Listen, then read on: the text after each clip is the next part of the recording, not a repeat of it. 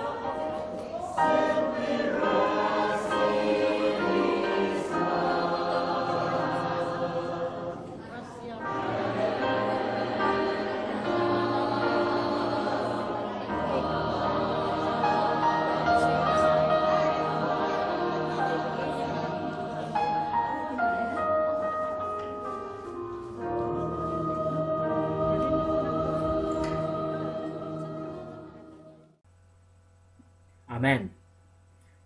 Salamat sa choir. Nga kini nga choir nagaministeryo sab sa mga nakalain nga mga lugar dinhi sa New Zealand. Gani ni adtong aging Sabado dito kami sa Timaro og among ginapahat ang maayong balita pinagi sa mga awit og daghan ka mga sa mga katawhan ang nakakaplag sa maayong balita pinagi sa binsahe sa awit. Gani last Saturday usa ka kadaugan sa maayong balita nga usa sa mga apo ni Mama Miling, si Handel, nakadawat sa Santos nga bautismo dito sa Timaro. Handel, congratulations. Og niya kami hiusa din his panimalay ni Kuya Edward, Ate Bebs, niya si Melissa, si George, o si Handel. Tungod kay niining mga taknaa karon, mihangyo man ako si Ate Bebs nga mohatag og mensahe sa serbisyo ning kagabion. Danon ko kamo sa usa ka istorya dinhi sa Juan Kapitulo 11. Ang Juan Kapitulo 11 nagabatbat kanato sa ministeryo ni Ginoong Hesus sa katuyuan ngano nga mianhi siya dinhi sa kalibutan. Tungod kay kung imo makita ang kalibutan human ang sala, nagsugod pagpangalaya ang mga kabulakan, ang mga mananap nagka-wild, ug dili na masabot, ug mohinungdan nga ang kalibutan nakaangkon sa kamatayon. But the Lord has a great plan, and in fact, God sent His Son to solve this problem. And the Bible tells us in the book of John chapter 11, nagaingon din sa usa sa mga istorya samtang nga si Hesus nakigpuyo sa iyang mga katawhan, nagingon siya din sa kauban sa mga disipulos. And about this time in Jesus' ministry, Lazarus, the brother of Martha and Mary, and a close friend of Jesus, became very sick. So dili lang di ay si Mama Miling na himong magsakiton sa una pang panahon ni ana gining mga balatian, mga kasakitan o bisan pa man kamatayon. And according to the story na sa verse 2, and his sister Mary was one caught in adultery, the one whom the Pharisees wanted to stone and whom Jesus forgave. She later anointed Jesus' feet with expensive perfume, and then wiped his feet with his hair. And there was a news that said, when Lazarus got sick, the sisters sent a special message to Jesus, who was ministering in the province of Perea. Ang Perea mas layo-layo gikan sa mga lugar sa Judea. Sa gingon, Lord, the one whom you care so much about is very sick. Kinsa ni si Lazarus. Pero ngano magyud nga wala man si Ginoong Hesus mo balik dayon sa Judea sa pagkakaplag o pagkahibalo nga si Ginoong Hesus nagmasakiton. Tungod kay ang istorya mao kini, when Jesus read the note, he said to his messenger, "Tell the two sisters not to worry. Lazarus won't die. His sickness will bring glory to God and to His Son." Giunsang pagpasabot ninyo nga ayaw kabalaka si Lazarus dili gayud mamatay, nga kining iyang balatian mahimakahatag og himaya sa Dios ug sa iyang anak. Now, Jesus loved these sisters and their brothers very much as God loves Mama Miling. Pero ngano man nga gidugay pa man ni Hesus pag ngadto balik sa Judea nga unta dili si Lazarus mamatay. You know what? When I read the story, it blowed my mind. Nga gituyo di ay sa Ginoo nga magdugay-dugay siya para nga si Lazarus mamatay gayud. Tungod kay ang gusto ni Ginoong Hesus nga ang tanan nga mga katawhan nga nakakaplag o nakahimamat kang Lazarus nga namatay, mahatagan og paglaom sa pagkabanhaw. Kay kung si Lazarus naabda na Ginoong Hesus na nga buhi pa nga nagmabalatian, dili gud si piaton sa pag-ayo ni Ginoong Hesus tungod kay kini si Lazarus usa sa mga suod niyang higala. And according to the stories, kung imong tanawon ang Biblia sa Lucas Kapitulo 11, sa Juan Kapitulo 11, si Ginoong Hesus ingon, I have to do my work, for soon I won't be able to do it, and people won't have the light that they have now. So the Bible is telling us nga ang pagkadugay di ay usahay, dili ta kahulat, pero plano dai sa Ginoo nga mahitabo nga dugayon niya pagbisita si Lazarus para mahitabo ang kamatayon, para makita sa makatawhan nga ang kamatayon dili di ay maoy kinutuban sa paglaom nga iyang gihatag sa iyang makatawhan. Ang iyang mga disipulos wa kasabot Siya nga, do you mean nga si Lazarus dili mamatay?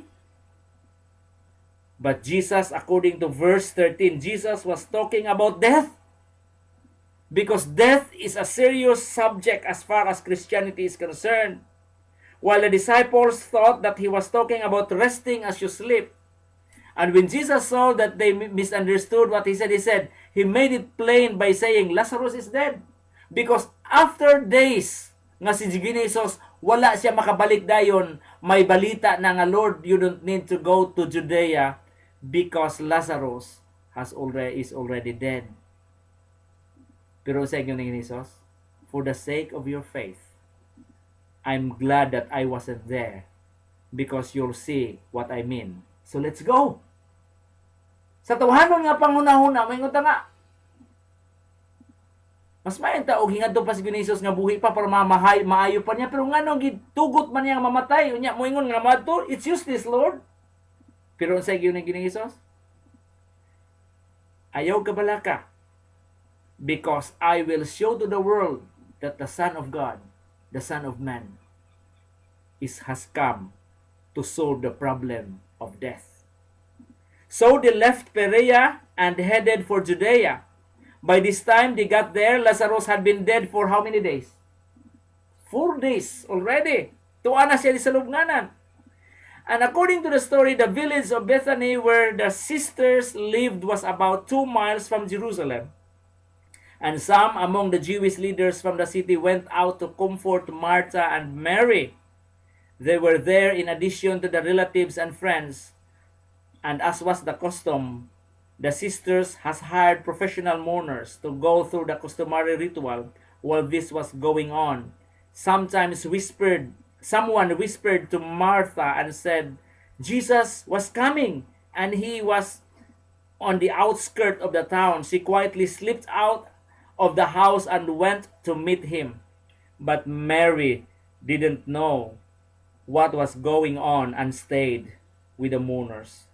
And so Martha came to Jesus and said, Lord, if you had only been here, my brother wouldn't have died. What a great message nga atong matanaw karon. Tungod kay si Martha adunay pagtuo nga si Jesus, kung naalangon ta ka, Lord, say makaingon ta nga. Kung wala unta makasala ang kalibutan, wala untay kamatayon. Makaingon ta kung naalangon ta ang Ginoo kanunay, wala untay problema sa kamatayon.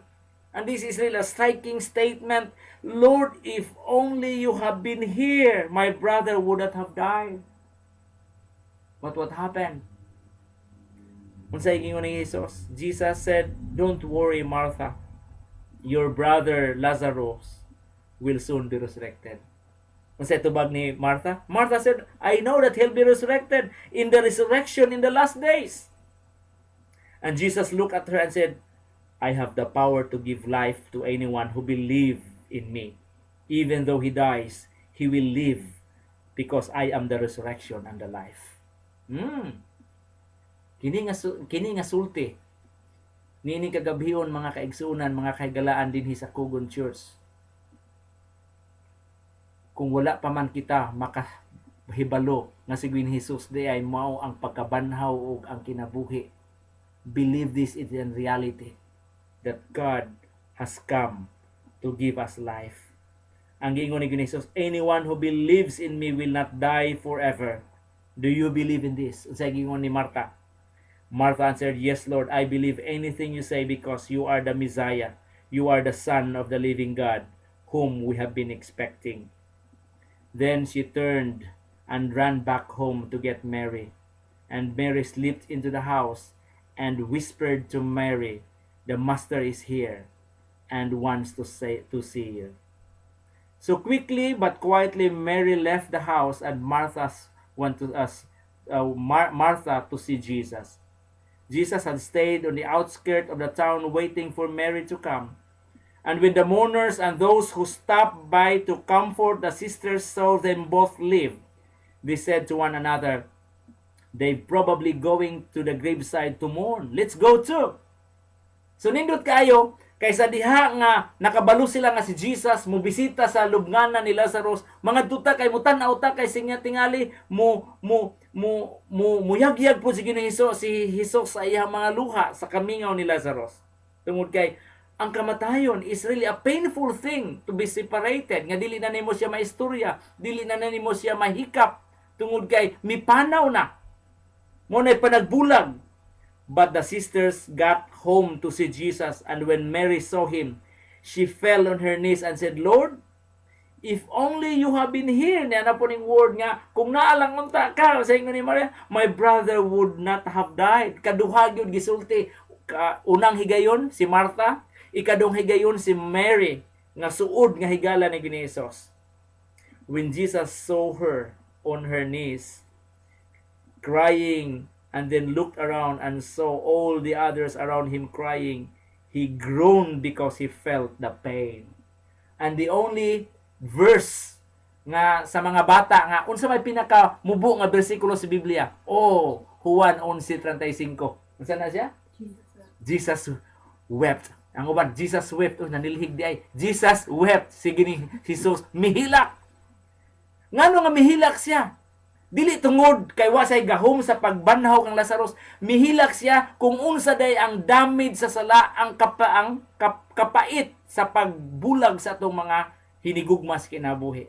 And that is really the serious thing that Jesus came para mabunog niya o magunob niya ang kamatayon, pinagi siyang pagpakamatay sa cross para aduna kitay kinabuhing walay katapusan. That's why Jesus wept. Verse 35. Then Jesus cried. Some of the people said, he's crying. He really must have loved Lazarus. And the other said, if you love him so much, then why you didn't come to heal him? Kung imong gimahal si Lazarus kana wa man ka moanhi. Naka-afford ka pagpangayo ng wadili nimo kaila dito sa kalye, kining imong kaila wa gid nimo anhi. Pero ang iyang paghilak dili tungod nga wala say gahom kang Lazarus. Ang iyang paghilak tungod kay iyang ipabati sa makatawhan nga ang sala, ang kamatayon dili tiaw-tiaw nga kahimtang o eksperyensya sa tao. Versikulo 37 na gaingon. 38 na gaingon. Their unbelief after all this time grieved Jesus. Actually, ang gikahilakan ni Jesus dili ang kamatayon because he can conquer death. Ang iyang gikahilakan ang ilahang walay pagtuo kang Hesus. Mga kaigsuonan ning kagabion, si Hesus wala mo hilak tungod kay namatay si Mama Miling. Tungod kay ang Ginoo nasayod kung unsa ang givalue ni Mama Miling ang Ginoo sa iyang kinabuhi. Last na mong pagkita diha sa Cebu pag uli nako, ingon siya nga, pastor, si Iglesia o si Edward o ang mga bata atiman na ang ilahang dako nga tinguha pagserbisyo sa simbahan tungod kay mao ni ang akong handom sa akong mga bata nga naas pagtuo. Mao ang gihilakan ni Hesus ang atong kahimtang karon kung unsa man ang atong pagtuo sa Ginoo. Kung naamang gani si Ate Rusi, si Chelo karon, kamong tulo ka man nagsuon. Ayaw ka moghilak sa inyong inahan nga mipahulay kay siya anaanas kamot sa tong Dios. Ang atong kahilakan karon, ang gihilakan ni Hesus, ang atong kaugalingong kaluwasan, ang atong relasyon kaniya. Tungod kay mauna ang kanser ni Hesus, kay ang kamatayon iya nang gibuntog dito sa Kalbaryo sa cross. Ang gikahilakan sa Ginoo ang atong pagkamaduha-duhaon sa tong kasing-kasing. Verse 39. Jesus was moved with tears. He said to them, roll away the stone. But Martha said, Lord, don't do that.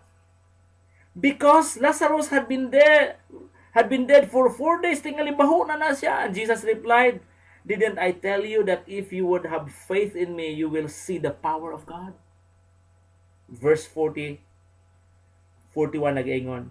So the man rolled away the stone from the mouth of the grave. And as he had asked them to, Jesus looked up to heaven and said in a voice that was so loud enough for everyone to hear, Father, thank you for hearing me and letting me carry out your wish. Unsa man ang wish, Amahan? Sa langit. Ang wish sa Ginoo sa langit, gusto niya nga mapakita ang gahom ni Hesus nga Jesus has the power to conquer the grave. nga ang kamatayon nga maoy resulta sa sala mabuntog ni Hesus aron kita adunay kinabuhing walay katapusan.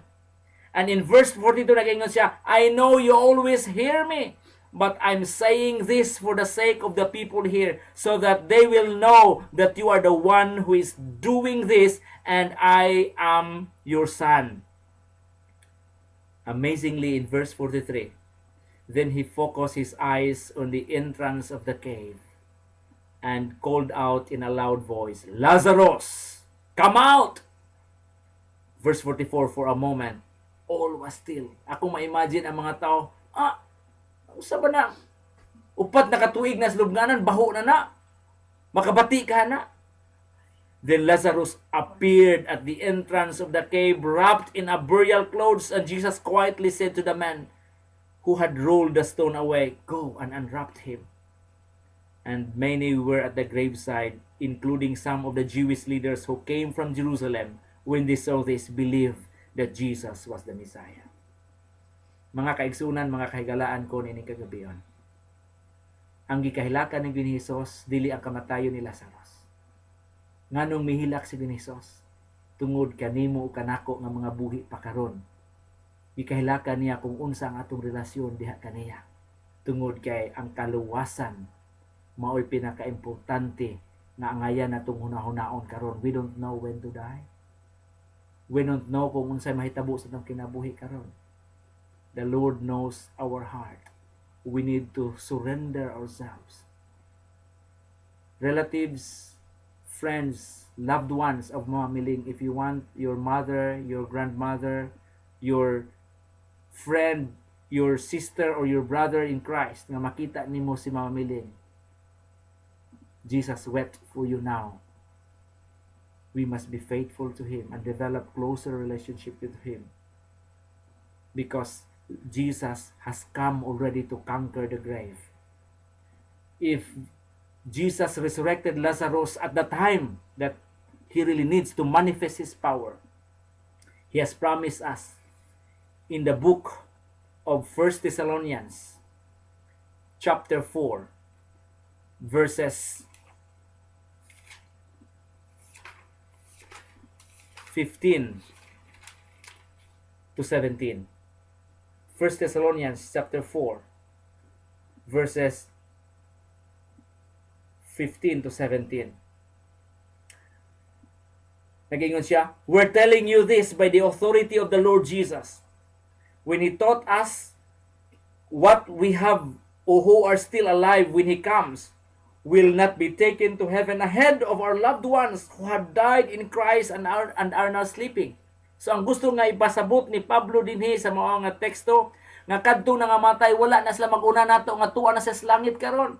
Naa pa sila sama sa pagkatulog sa lubnganan. Tungod kay bersikulo 16 ngingon, and when the Lord comes from heaven with the shout of the voice of the archangels and with the command of the trumpet in sound, the dead in Christ will rise first.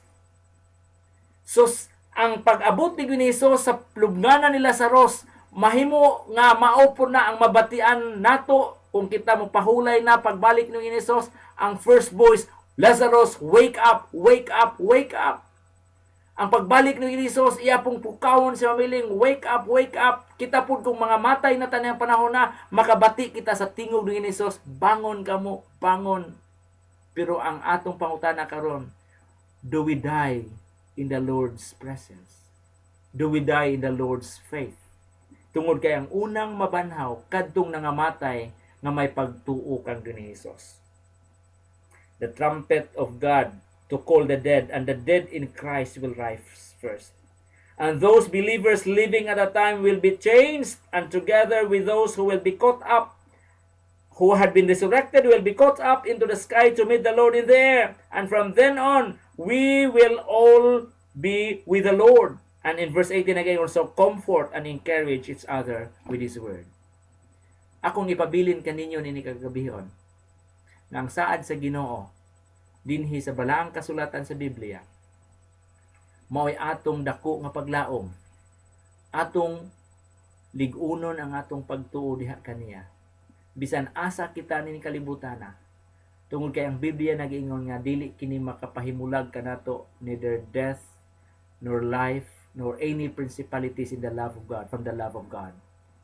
God loves us so much and He cares for our soul. He cares for our life. That's why He sent Jesus as a sample of His power. He resurrected Lazarus at the grave so that all who have seen that miracle, when Jesus would come in the second time with a shout of the voice of the archangels, we too will experience resurrection if we are dead at time, and will be caught up together, and we can see our loved ones together and be with the Lord forever. What a great reunion in heaven. And I'm looking forward for that great day, of the great day of the coming of Jesus, because He will end the separation. He will end death. He will end pains, mournings, heartaches, and He will lead us to the promised land, and we will stay with God forever and ever. Akong pangalyo po, ang magmatinumanlon lang kita sa pagtuo diha sa atong Ginoong Dios, nga ang atong pagtuo, pagkigrelasyon, pagigsuod kaniya mamalig-on sa matag adlaw. Sa panimalay ni Kuya Edward, Ate Bebs, George, Melissa, Handel, kung gusto niyo makita ang inyong lola, magmatinumanon kita sa Ginoo. Kauban sa mga anak ni Ate Rosie Cancelo, magmatinumanon kita. Kauban sa mga kahigalaan dinha sa iglesia sa Kugon, kanatong pagbingkil-bingkil, kanatong mga pagsinasinahay, kanatong pagpalabuanay, ato kanang kuhaon kay mao nay makapahimulag sa atong relasyon kanato o sa atong Dios. Atong tinguhaon nga uban sa tabang sa Ginoo sa iyang gahom ug sa iyang grasya, kita magmatinumanon hangtod sa katapusan. Mo'y akong buhing pag-ampo. O salamat in behalf sa iglesia sa Christchurch, among dakong gisublion ko pagduyok sa kagulanan sa panimalay sa Monterde. Gani aduna kami gamay nga ikatabang sa panimalay sa Monterde sa pagpahaluna kang mamamiling, amo kining ihatag inubanan sa dakong gugma ug dako nga namo nga hatag o pagtabang kang Ate Bebs tungod kay among ginabati ang dako nga kasub-anan sa pagkawala sa iyang mama. Apan tungod sa balaang kasulatan, dili angay kita magkahilak, because Jesus has already wept, and He was weeping not only for the dead ones, but He's weeping for the live ones, so that we will be ready when our turn comes, so that when Jesus would come, we will be ready to rejoice with Him in that heavenly kingdom. This is my prayer tonight.